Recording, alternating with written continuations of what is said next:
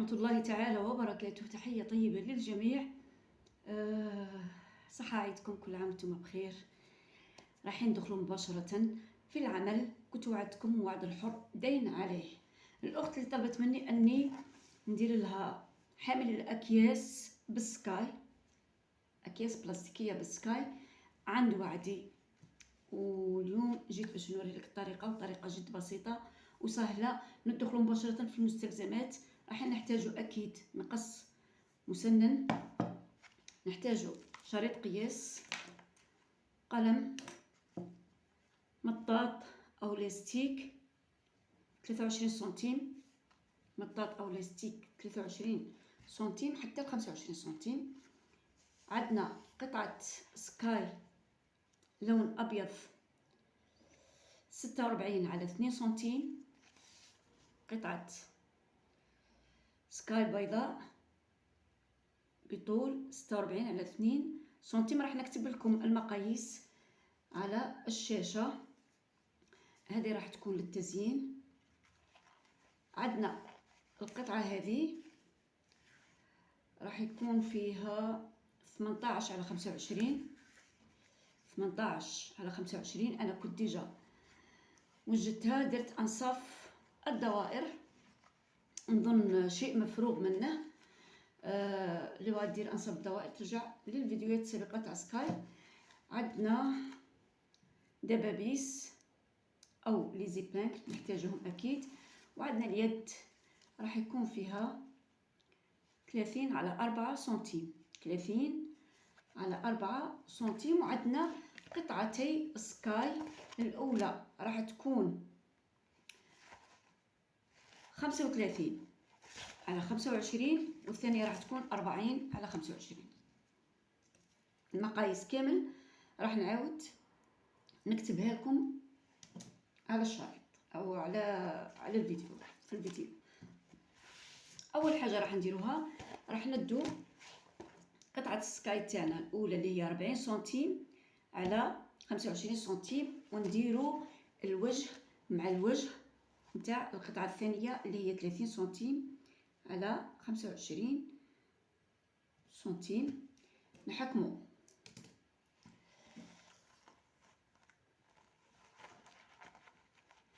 بالدبابيس.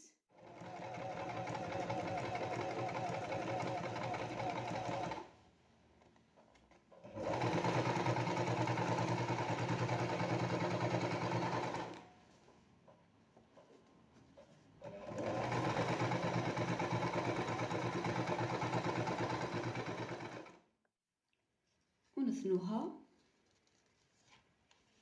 بالشكل هذا ونخيطوها، ونعاود نرنا اليد تاعنا كما راكم تشوفوا. رايحين ندو القطعه تاعنا هذه، ان شاء الله برك تكون الصوره واضحه وما نكونش بعيده عليكم. هكا ندو القطعه هذه، نحسبوا 8 سنتيم من هنا لهنا، نحسبوا 8 سنتيم هكا، 8 سنتيم، ونحسبوا 8 سنتيم لهنا، ونحطوا اليد تاعنا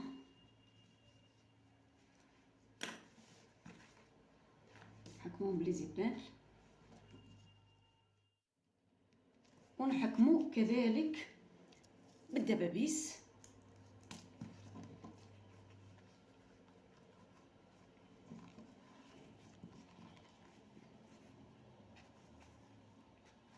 نحكموا بالدبابيس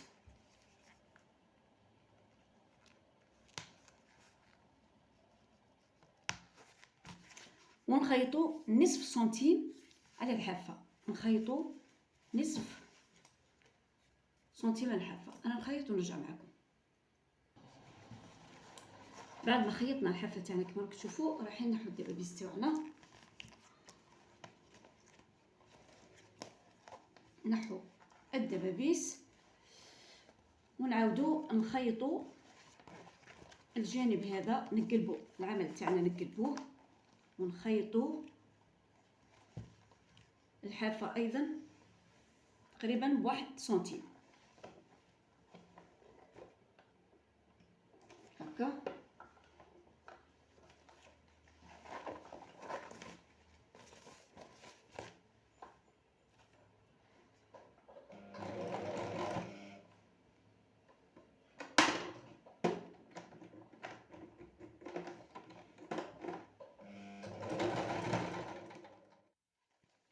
خيطناها بهذا الشكل كما راكم تشوفوا. واش راح نديرو؟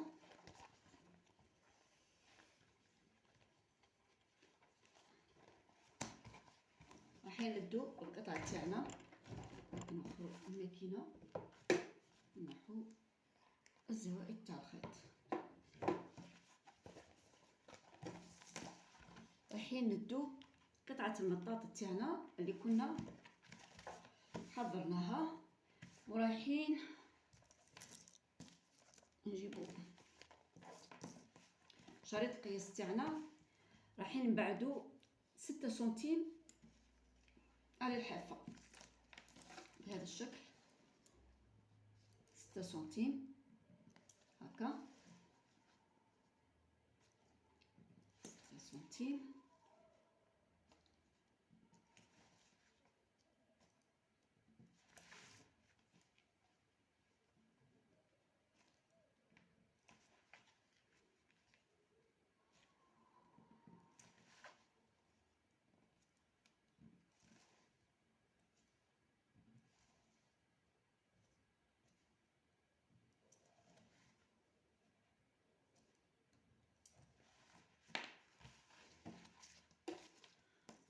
ورايحين نخيطوا قطعة المطاط.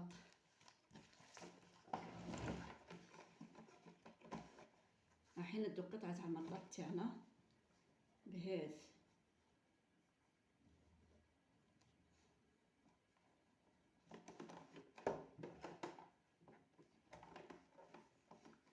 الطريقة.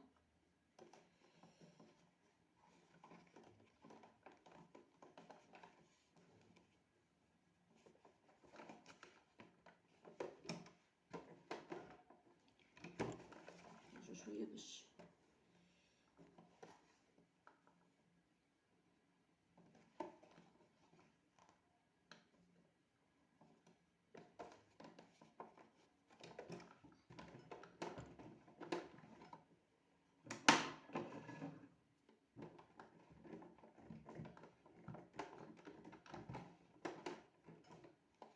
هكا. بسم الله.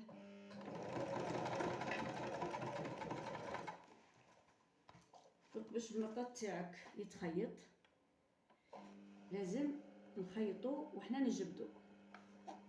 نظن الشكل واضح.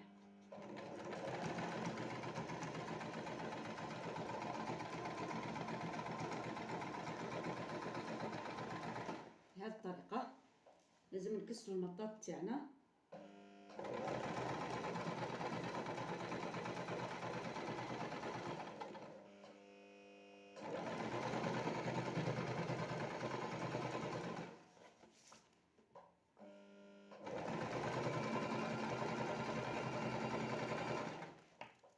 حتى الآخر.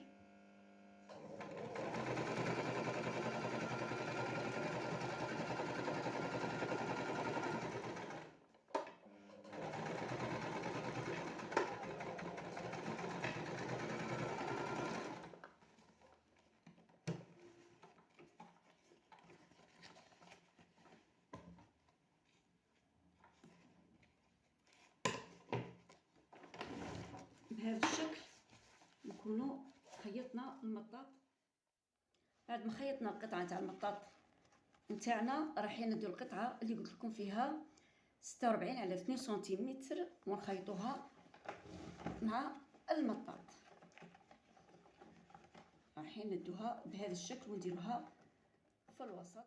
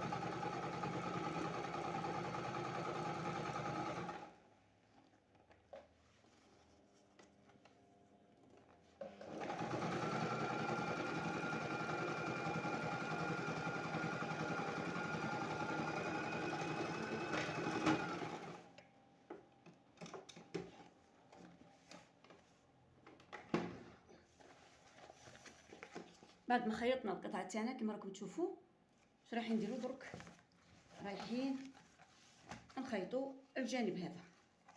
انا نخيطه بعد ما خيطنا القطعه تاعنا من الجانبين واش راح نديرو، رايحين نقلبوا القطعه تاعنا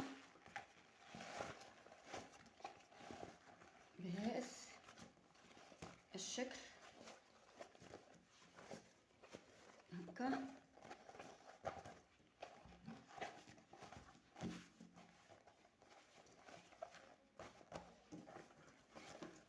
بهذا الشكل ورايحين نزينوا الجانب هذا الابيض او القطعه البيضاء. كيفاه نديروها؟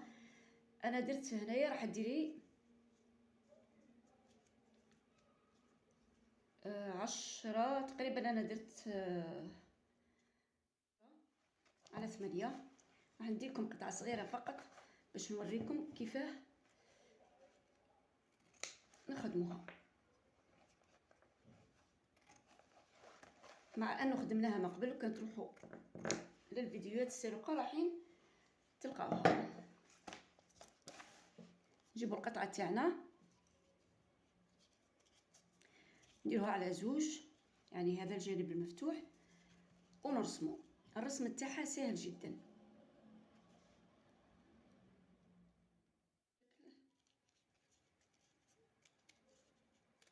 هذا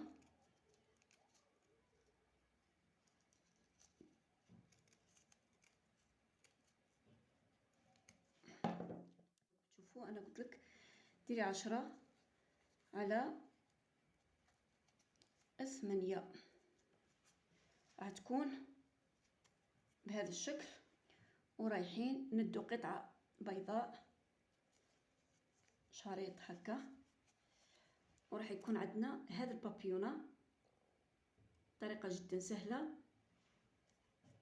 خيطيها او لصقيها بالمسدس اللاصق. انا راح نخيطها ونرجع معكم في الشكل النهائي لحامل الاكياس البلاستيكيه. كملنا التزيين. انا حطيت البابيونه تاعي كما راكم تشوفوا هنايا، لصقتها بالمسدس اللاصق. درك تقدري تزيني هنايا، ديري اي اشكال هنايا، قلوبه ولا كما تبغيتي.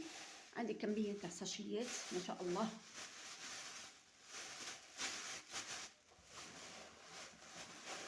نحطوهم داخل حامل الاكياس تاعنا. ودرك تبقاي تجبدي الساشيات تاعك هكا ما يقعدوش معفرين لك، نفس الوقت كوني منظمتهم. هذا هو حامل الاكياس البلاستيكيه تاعنا. ان شاء الله نكون وفيت بوعد تاعي للاخت اللي كانت طلبت. تاخرت عليك ياسر لكن كنت عند وعدي الحمد لله. ما رايحينش نحبسوا هنا، رايحين نكملوا في مجالات اخرى، يعني سكاي مره، اشغال يدويه مره، كل مره راح نجيب لكم حاجه. بقوا اوفياء للقناه، اشتراك في القناه، تفعيل زر الجرس، اعجاب وتعليق ضروري ليصلكم الجديد. دعمونا باش الفيديو يطلع لغيركم كما تستفادوا نتوما يستفادوا غيركم. شاركوا الفيديو في مواقع التواصل الاجتماعي، راح نكون شاكره لكم. تحياتي للجميع. نتلاقاو في فيديو جديد باذن الله. مع الف سلامه. كانت معكم ايمن.